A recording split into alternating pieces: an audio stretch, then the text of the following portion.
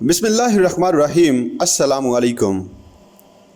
सफ़र मेराज की गर्ज़ व गायत।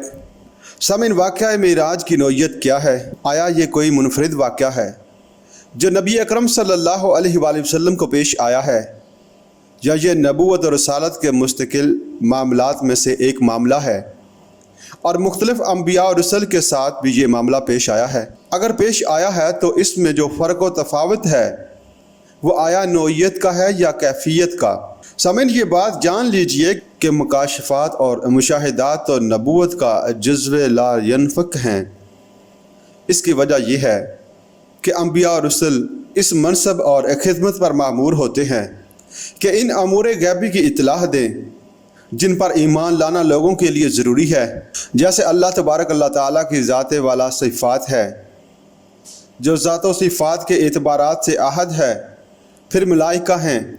इसी तरह जो आइंदा पेश आने वाले वाक़यात हैं, जब तक वो पेश न आ जाएं वो पर्दा गैब में हैं। यौमुल आखिरत, क़यामत का दिन, एक अमर गैबी है। बास बादल मौत, हशर व नशर, वज़न आमाल, जज़ा व सज़ा, ये सब अमूर गैबी हैं। फिर सबसे बढ़कर खुद ज़ात बारी ताला है, जिसके मतलब या यूँ कह लें कि वो अल्लाह ताला गैब में है, या यूँ कह लें कि उस ज़ात अज़्ज़ा वजल और हमारे माबैन गैब का पर्दा हाइल है। ये वो चीज़ें, वो अमूर हैं जिन पर ईमान लाना अज़बस ज़रूरी है। हदायत का नुक्ता आगाज़ ही ये है कि इन बातों को माना जाए।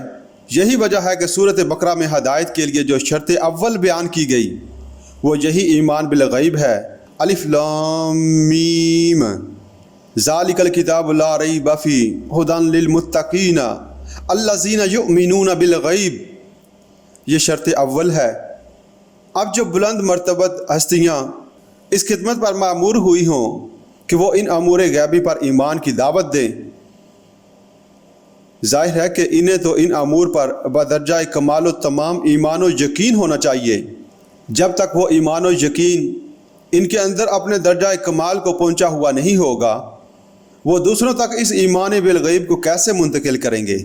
सामाइन, ईमान व यकीन के मुख्तलिफ मरातब हैं। एक यकीन वो है जो फ़िक्र व नज़र और ताक़ुल व तफ़क्कुर के नतीजे में पैदा हो जाता है। एक यकीन वो है जो खुद ज़ाती मुशाहिदे से पैदा होता है। इससे भी बुलंद तर एक दर्जा वो है जो इंसान के ज़ाती तजुर्बे और एहसास पर मबनी होता है। कुरान मजीद में इन मदारज के लिए 3 इस्तिलाहात इस्तेमाल हुई हैं: इल्मुल यकीन, ऐनुल यकीन और हक़्क़ुल यकीन। इल्मुल यकीन ये है कि आपने अपनी अक्ल को इस्तेमाल करते हुए इस्तिंबात किया, इस्तदलाल किया और इस तरह किसी चीज़ का इल्म आपको हासिल हुआ और आपको यकीन आ गया। ऐनुल यकीन ये है कि आपने किसी चीज़ को देखा और आपने अपने हिस्से बसारत पर एतमाद करते हुए इस पर यकीन कर लिया। और हक़्क़ुल यकीन का दर्जा इन दोनों से बुलंद होगा। यह यकीन वो होगा जो इंसान के अपने ज़ाती तजुर्बे का एक जुज़्व बन जाए। इस पर सामईन इकराम डॉक्टर इसरार साहब ने बहुत ही खूबसूरत मिसाल दी। अगर आप देखें कि कहीं धुआं है तो आप अपनी अकल के बल पर यह इस्तिदलाल करते हैं और इस नतीजे पर पहुँचते हैं कि वहाँ आग है, इसलिए कि आपको ये कुलिया मालूम है कि धुआं और आग लाजिम व मुल्जिम हैं। आग अगरचे आपने नहीं देखी, आपने धुआं ही देखा है, लेकिन इसको देखकर आपको अपने इस्तिंबात और इस्तिदलाल से आग के वजूद पर यकीन आ गया। ये इल्मुल यकीन है। अब आपने कदम बढ़ाया, भागे दौड़े और आप वहाँ पहुँचे जहाँ से धुआं उठ रहा था और आपने अपनी आँखों से आग का मुशाहिदा कर लिया, तो अब इल्मुल यकीन से बुलंद तर दर्जा आपको हासिल हो गया। यही ऐनुल यकीन है। किसी के बताने से जो यकीन पैदा होता है वो इस दर्जे का नहीं हो सकता जो देखने से पैदा होता है। फ़ारसी में इसी हकीकत का इजहार इस मक़ौले के ज़रिए किया जाता है कि शुनीदा के बावद मानद दीदा, लेकिन अभी यकीन मार्फत का एक दर्जा बाकी है और वो दर हकीकत आग की असल हकीकत का इदराक है। आपने आग आँख से देख ली, लेकिन इस वसवसे का इम्कान है कि हो सकता है कि यह आग किसी सूरत हो, हकीकी आग ना हो। सूरत नजम में फरमाया गया, मा कज़बल फुआदु मा रआ, नज़र ने जो देखा दिल ने उसको झुटलाया नहीं। اس میں اسی وسوسے کی طرف اشارہ ہے کہ کسی وقت انسان کسی شے کو دیکھ رہا ہوتا ہے لیکن یقین نہیں آتا کہ میں ٹھیک دیکھ رہا ہوں، اور کیفیت یہ ہو جاتی ہے کہ انسان پکار اٹھتا ہے۔ اس وسوسے کا کلیات الازالہ اس وقت ہو جائے گا جب وہ آگ آپ کو چھو جائے یا آپ اس آگ کو خود چھو لیں۔ اب یقین ہو جائے گا کہ یہ واقعتاً آگ ہے، میں صورت آگ نہیں ہے بلکہ حقیقت آگ ہے۔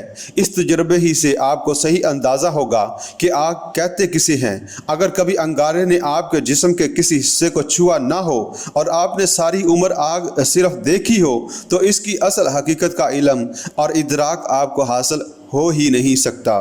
یہ ہے وہ ذاتی تجربہ جس کی رسائی جب انسان کے اپنے احساس تک ہو جاتی ہے تو اس کو حق الیقین کہا جاتا ہے۔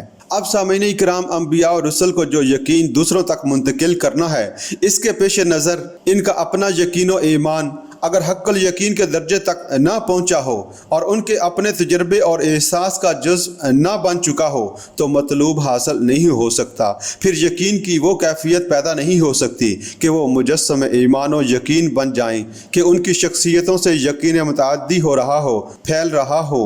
اس کے لیے ان کا تجربہ، ان کا معائنہ اور ان کا مشاہدہ اگر نہ ہو تو یقین کا وہ درجہ کبھی پیدا نہیں ہو سکتا کہ ان کی شخصیتوں سے یقین متعدی ہو جائے، لوگوں تک پہنچے۔ جیسے اگر آگ کی بھٹی ہو تو اس سے حرارت خود بخود نکلتی ہے اور دوسروں تک پہنچ جاتی ہے۔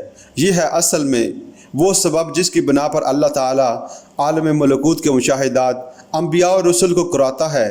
یہ مکاشفات کی شکل میں بھی ہوئے ہیں، یہ رویا کی شکل میں بھی ہوئے ہیں، یہ حالت نوم میں بھی ہوئے ہیں، یہ حالت بیداری میں بھی ہوئے ہیں، اور ان دونوں یعنی خواب و بیداری کی درمیانی کیفیت میں بین النوم والیقظہ اس میں کچھ چیزوں کو ممثل کر کے بھی دکھایا گیا ہے۔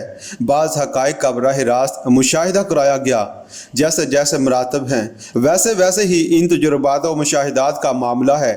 سورۃ الانعام کی آیت نمبر 75 میں فرمایا گیا، وَكَذَلِكَ نُورِي إِبْرَاهِيمَ مَلَكُوتَ السَّمَاوَاتِ وَالْأَرْضِ وَلِيَكُونَ مِنَ الْمُوقِنِينَ، اور اسی طرح ہم ابراہیم کو دکھاتے رہے آسمانوں اور زمین کی سلطنت کا نظام تاکہ وہ پوری طرح یقین کرنے والوں میں سے ہو جائیں۔ ملکوت السماوات والارض یعنی اس کائنات کی خفیہ حکومت کا جو انتظام و انصرام ہے، اس کے جو کارندے ہیں، اس کی جو سول سروسز ہے یعنی ملائکہ جو لوگوں کی نگاہوں سے مخفی ہیں۔ ملائکہ تو ہر جگہ موجود ہیں، ہم میں سے ہر ایک کے ساتھ ہیں۔ کرام کاتبین موجود ہیں لیکن وہ مخفی ہیں، وہ غیب میں ہیں یا ہم ان سے غیب میں ہیں۔ اس عالم کا ابراہیم علیہ السلام کو مشاہدہ کرایا جاتا رہا۔ آسمانوں اور زمین کی اس خفیہ حکومت، اس غیبی حکومت کے رمز و اسرار اور معاملات دکھائے جاتے رہے۔ اس آیت کا آخری ٹکڑا گفتگو کے اعتبار سے بہت اہم ہے، وَلِيَكُونَ مِنَ الْمُوقِنِينَ، تاکہ وہ اصحاب یقین میں سے بن جائے۔